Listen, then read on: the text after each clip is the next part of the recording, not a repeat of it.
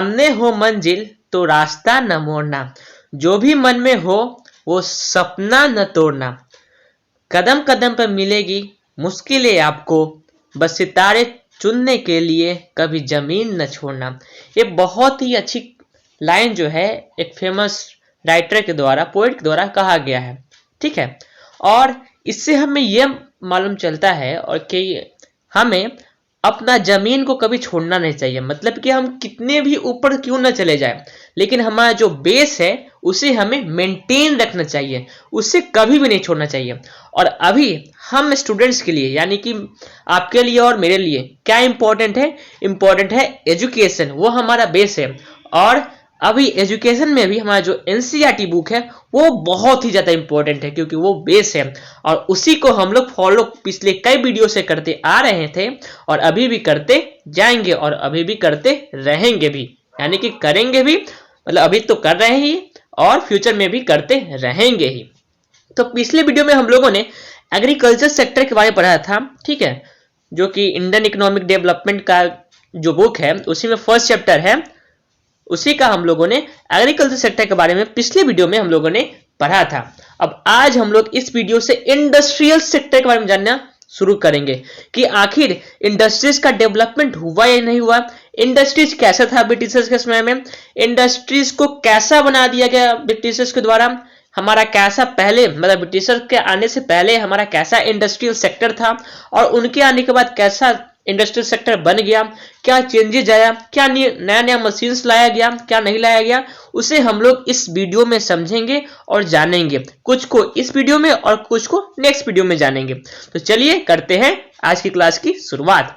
As in the case of agriculture, so also in manufacturing, India could not develop a sound industrial base under the colonial rule। यानी कि यहाँ पर यह बात बताया जा रहा है कि जैसा हम लोगों ने एग्रीकल्चर सेक्टर में देखा था कि ब्रिटिशर्स के आने के बाद, यानी कि जो फॉरेनर जो है हमारे कंट्री में आए थे, उनके आने के बाद हमारा जो कंट्री का जो डेवलपमेंट है एग्रीकल्चर सेक्टर में वो बहुत ही स्टैग्नेंट या कह सकते हैं क्या, बहुत ही नीचे हो गया था।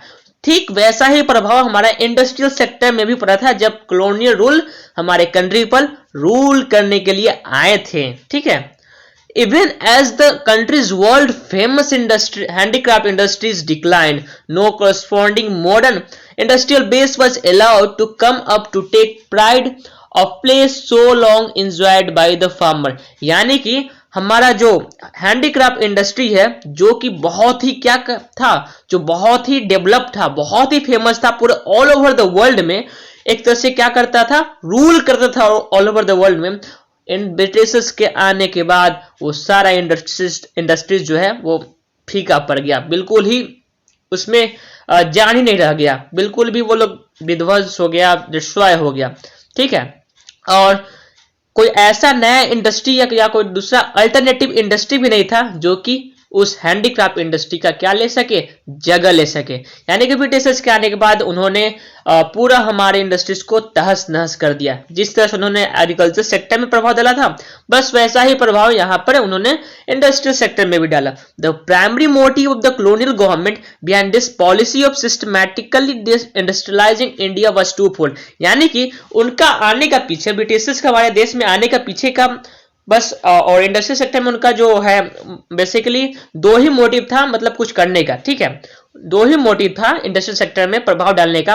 ठीक है, उन क्या वो दो मोटिव था उसे हम लोग जान लेते हैं, यानी कि उनका उद्देश्य क्या था वो हम लोग जान लेते हैं। ठीक है, the intention was first to reduce India to the status of a major exporter of the important raw materials for the upcoming modern industries in Britain. ठीक है, यानी कि उनका फर्स्ट मोटिव यही था कि इंडिया को क्या करना है, इंडिया को एक एक्सपोर्टर किस चीज का, रॉ मटेरियल का एक्सपोर्टर बनाकर छोड़ देना है। यानी कि पहले जो इंडिया जो है देशों में, दूसरे देशों में क्या करता था, सामान को, गुड्स को भेजता था, अब इंडिया मात्र जो है रॉ मटेरियल को ही सिर्फ भेज सकता है।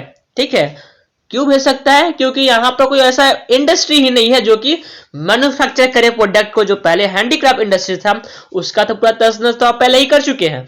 अब जो भी इंडस्ट्री, अब तो कुछ इंडस्ट्री रहा ही नहीं, अब क्या करेंगे लोग, जो भी रॉ मटेरियल है उसे ही तो भेजेंगे। बस वही काम इंडिया के लोग उस समय करते थे, क्योंकि उनके पास कोई दूसरा क्या नहीं था, कोई दूसरा विकल्प ही नहीं था, कोई दूसरा ऑप्शन ही नहीं था करने के लिए। और यानी कि फर्स्ट इंटेंशन क्या था उनका कि हमारे देश के लोगों को सिर्फ क्या एक्सपोर्टर बनाकर छोड़ देना है, किस चीज का, रॉ मटेरियल का, फिनिश प्रोडक्ट का नहीं। क्यों? वो ऐसा इसलिए ताकि उनका जो इंडस्ट्री या बिजनेस ब्रिटेन में है वहां पर जाकर ये रॉ मटेरियल का काम करेगा उनके इंडस्ट्रीज के लिए, उनके मशीन्स के लिए, और फिर वही जाकर वहां पर मशीन से नए नए प्रोडक्ट को प्रोड्यूस किया जाएगा और फिर वही प्रोडक्ट को वहां से ब्रिटेन से लाकर हमारे देश में फिर उसे ही सप्लाई किया जाएगा, उसे ही बेचा जाएगा, उसे ही लोगों को दिया जाएगा चीप अमाउंट में। चीप अमाउंट में कैसे? चीप अमाउंट में ऐसे कि वहां तो कोई व्यक्ति तो नहीं बना रहा है कुछ प्रोडक्ट्स को, वो जो प्रोडक्ट्स बन रहा है वो तो मशीन से बन रहा है, और मशीन्स में खर्चा उतना तो लगता है नहीं है जितना एक ह्यूमन बॉडी एफर्ट कर सकता है, उतना तो मशीन एफर्ट तो करता है, लेकिन वहां पर जो है एनर्जी कम कंज्यूम होता है ह्यूमन बॉडी की तुलना में। और इसी के कारण क्या होता है कि वहां मशीन से जो भी सामान बनता है उसका जो है दाम बहुत ही कम रहता है। और ठीक वैसा ही बात कहां था? उस समय था। कहां पे? जब हमारे इंडिया में ब्रिटिशर्स ने रूल करने के लिए आए थे। यानी कि उनका दोनों मोटिव क्लियर था, पहले इंडिया को एक्सपोर्टर बनाना है और दूसरा इंडिया को मार्केट बनाना है अपना फिनिश प्रोडक्ट का। वही यहां पर बताया गया है सेकेंड में कि second to turn India into a sprawling market for the finish products of those industries so that their continued expansion could be ensured to the maximum advantage of their home country Britain. वही बात यहां पर बताया गया है कि India को क्या बनाना है?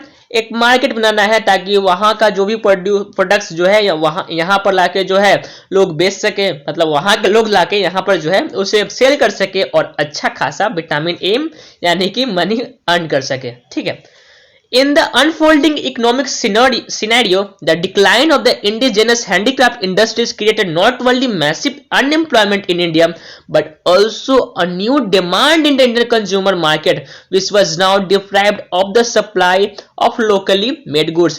यानी कि यहाँ पर क्या बताया जा रहा है? यहाँ पर यह बताया जा रहा है कि जब हैंडीक्राफ्ट इंडस्ट्रीज का क्या हुआ, हैंडीक्राफ्ट इंडस्ट्रीज का जब डिक्लाइन होना शुरू हुआ तो उसके चलते सिर्फ अनएम्प्लॉयमेंट का रेट ही नहीं बढ़ा, बल्कि उसके चलते जो प्रोडक्ट्स जो प्रोड्यूस होते थे हैंडीक्राफ्ट इंडस्ट्रीज में उसका भी कमी देखने को मिला। कहां कमी देखने को मिला? हमारे इंडियन कंट्री में, और ऑल ओवर द वर्ल्ड में भी कमी देखने को मिला, क्योंकि इंडिया जो है फेमस था उस समय हैंडीक्राफ्ट इंडस्ट्रीज के लिए ऑल ओवर द वर्ल्ड में, क्योंकि यहां से जो भी प्रोडक्ट्स प्रोड्यूस होता था वो कैसा था? बहुत ही फाइन क्वालिटी का होता था और लोगों को बहुत ही ज्यादा अच्छा लगता था, लोग उसमें बहुत ही ज्यादा कंफर्टेबल महसूस करते थे। ठीक है, अब आगे देखते हैं। This demand was profitably met by the increasing imports of cheap manufactured goods from Britain. लेकिन वही जो डिमांड जो है हमारे इंडियन कंट्री में और हमारे कंट्री में जो एरोज हुआ था यानी कि उठा था, वही डिमांड जो है किसके द्वारा फुलफिल किया गया? तो वही डिमांड जो है वो ब्रिटिशर्स के द्वारा फुलफिल किया गया। यानी कि ब्रिटिशर्स ने बिल्कुल भी आजकल की लड़कियों जैसा हल कर दिया। पहले क्या, फ्रेंड बनना, फिर लव हुआ, फिर जाके शादी हुआ और कुछ दिन सही से चला, और सही से चलने के बाद फिर क्या हुआ कि आपस में फिर झगड़ा हुआ, फिर डाइवोर्स, फिर बात खत्म। तो यही हाल बिल्कुल भी ब्रिटिशर्स उस समय अपनाए थे। इसलिए सर सही बोलते हैं कि अगर बाज की तरह उड़ना है तो तितलियों का साथ लेना छोड़ दीजिए। ठीक है, अगर सच में आगे कुछ करना है तो इन तितलियों के साथ लेना छोड़ दीजिए और सिर्फ अपने मेहनत और विश्वास रखिए और आगे बढ़ते जाइए। During the second half of the 19th century, modern industry began to take root in India, but its progress remained very slow. यानी कि नाइनटीन सेंचुरी का बात, second half of the 19th century का बात किया जाए 19th सेंचुरी का, ठीक है, सेकेंड हाफ में, तो यहाँ पर ये देखने को मिला है कि मॉडर्न इंडस्ट्री जो है यानी कि जो नया नया इंडस्ट्री जो कि कहाँ थी पहले, वहां ब्रिटेन में यानी कि यूरोपियन कंट्री में जो थी, यूरोपियन कंट्री में थी, वो यहाँ पर आकर अपना जो है रूट लेना यानी कि अपना जो है अपने आप को एस्टैब्लिश करना शुरू कर दिए थे। ठीक है, यानी कि मशीन सब वहां से आकर यहाँ पर भी एस्टैब्लिश होना शुरू हो गया था। सिंपल से बात में ये है, लेकिन ये जो प्रोग्रेस का रेट जो था वो बहुत ही क्या था, प्रोग्रेस का रेट था बहुत ही स्लो था। ठीक है, प्रोग्रेस का रेट कैसा था, प्रोग्रेस का रेट जो था वो बहुत ही स्लो था।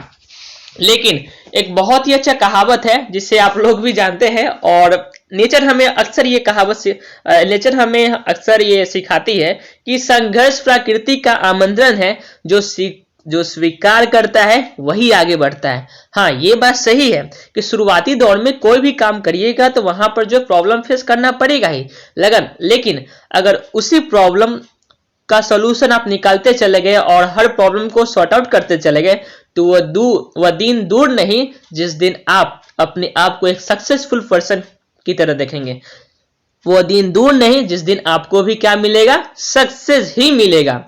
और यही हाल उस समय वहां पर मतलब लोगों के साथ भी हुआ। हाँ ठीक है, शुरुआत में लोगों ने इंडस्ट्रीज को लाया, लेकिन उसका जो प्रोग्रेस रेट था यानी कि एस्टेब्लिश करने का जो रेट था या इंडस्ट्री से जो प्रोडक्ट्स है उससे प्रोड्यूस करने का रेट जो था वो बहुत ही स्लो था। नहीं, कोई बात नहीं, स्लो था, लेकिन लोगों ने काम करना शुरू कर दिया। लोगों ने इसे अपने लाइफ में इम्प्लीमेंट करना शुरू कर दिया और फिर जाकर वही उन्हें और सक्सेस भी मिला। ठीक है, यानी कि यहाँ पर जो बात बताया गया वो बिल्कुल भी सही बात है कि उनका जो प्रोग्रेस जो रेट था वो बहुत ही स्लो था। Initially this development was confined to the setting of cotton and jute textile mills, यानी कि शुरुआती दौर में जब इन इंडस्ट्रीज को लाया गया तो उस समय ये देखा गया कि जब ज्यादा चीज में इसे इन्वेस्ट नहीं करते हैं, बल्कि शुरुआत में इसे जो इंडिया जिसके फेमस था उस समय कॉटन के लिए, जूट के लिए, या जहां पर वो रूल करते थे वो जगह जिस चीज के लिए फेमस था वहीं पर जाके ब्रिटिशर जो है सबसे पहले अपना इंडस्ट्रीज एस्टेब्लिश किए। ठीक है, उसी चीज का। और शुरुआती दौर में बेसिकली कॉटन का और जूट का जो है टेक्सटाइल यानी कि इंडस्ट्री जो है वो एस्टेब्लिश किया गया था। ठीक, the cotton textile mills mainly dominated by Indians were located in the western parts of the country, namely Maharashtra and Gujarat. यानी कि जो कॉटन टेक्सटाइल का जो इंडस्ट्री जो था वो मेनली जो है इंडियंस के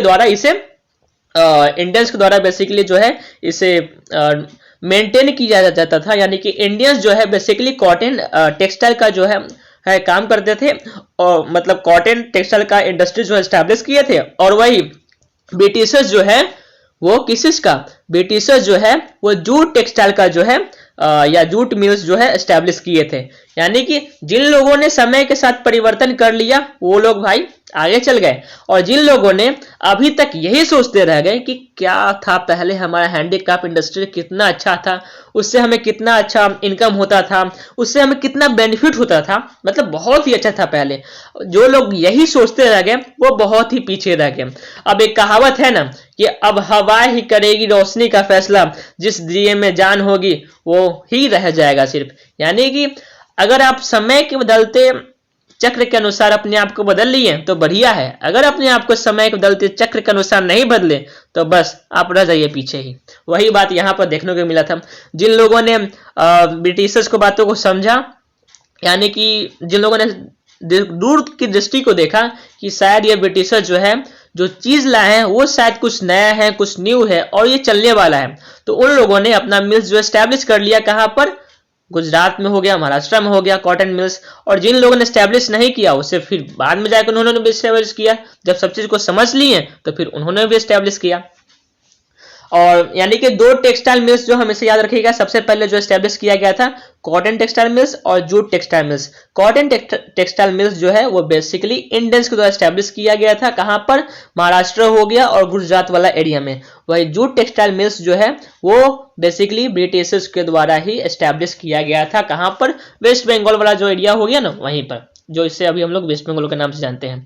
subsequently the iron and steel industries began coming off in the beginning of the 20th century. ठीक है, यानी कि अब धीरे धीरे क्या हो गया कि जब किसी भी चीज को शुरुआत में जब शुरू करिएगा ना उसका पेस बहुत ही लो रहता है, लेकिन जैसे जैसे वो चीज अपना रूट एस्टैब्लिश करते जाता है किसी भी जगह पर तो उसका पेस जो है बहुत ही स्पीड हो जाता है। बस वही बात हो गया कि अब धीरे धीरे क्या है कि अब अलग अलग इंडस्ट्री भी धीरे धीरे हमारे कंट्री में एस्टैब्लिश होना शुरू हो गए थे। उनमें से क्या है टाटा का नहीं, उनमें से भी एक है आयरन एंड स्टील इंडस्ट्री जो है जिसने हमारे कंट्री में रूट लेना एस्टैब्लिश होना शुरू कर दिया था।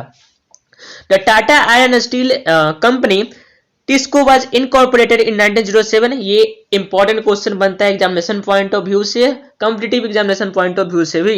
यानी कि टिस्को का इनकॉर्पोरेटेड कब हुआ था, टिस्को इनकॉर्पोरेटेड कब हुआ था, यानी कि टिस्को सम्मिलित कब हुआ था।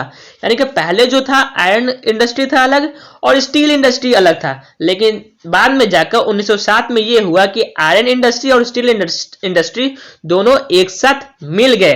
ठीक है, टाटा ने दोनों को एक साथ मिला लिया। कब मिलाया? 1907 में। ठीक, A few other industries in the field of sugar, cement, paper, etc. came up after the Second World War। यानी कि धीरे धीरे क्या हुआ, धीरे धीरे जो है इंडस्ट्रीज जो है और बढ़ते ही चला गया। ठीक है, धीरे धीरे इंडस्ट्रीज जो है और बढ़ते ही चला गया। यानी कि सेकंड वर्ल्ड वॉर के बाद जो भी अलग अलग इंडस्ट्री है, शुगर का हो गया, सीमेंट का हो गया, पेपर का हो गया, इन सब फील्ड में भी इंडस्ट्रीज जो है स्टैब्लिश होना शुरू हो गए थे। ठीक है, लेकिन सिर्फ इंडस्ट्रीज को सेट करना ही काफी नहीं है, ये हम भी जानते हैं और ये आप भी जानते हैं, बल्कि उससे मेंटेन भी करना पड़ता है। ठीक है, तो क्या कोई कैपिटल गुड इंडस्ट्री था उस समय? क्या कोई कैपिटल गुड इंडस्ट्री था? कैपिटल गुड इंडस्ट्री करने का मतलब क्या? वैसा इंडस्ट्री जो कि इंडस्ट्री में यूज हुए, मतलब मशीन में यूज हुए इंप्लीमेंट्स, यानी कि मशीन में यूज हुए सामानों को प्रोड्यूस करे। क्या वैसा इंडस्ट्री उस समय था? अगर था तो इंडस्ट्रीज का ग्रोथ रेट कैसा था? ठीक है, वैसा इंडस्ट्री था तो ग्रोथ रेट कैसा था? क्या सच में बहुत अच्छा था या नहीं था? ठीक, क्या इंडस्ट्रीज का और डाइवर्सिफिकेशन हुआ, यानी कि इंडस्ट्री जो है और अलग अलग क्षेत्रों में भी फैला? ठीक है, और अलग अलग अपने क्षेत्रों में फैला या नहीं फैला? तो इन सब चीजों को हम लोग जानेंगे कब? इन सब चीजों को हम लोग जानेंगे नेक्स्ट वीडियो में। तो आज के लिए इस वीडियो में बस इतना ही, तो मिलते हैं अगले वीडियो में। तब तक के लिए थैंक यू, बाय बाय, अपना ध्यान रखिए और पढ़ते रहिए।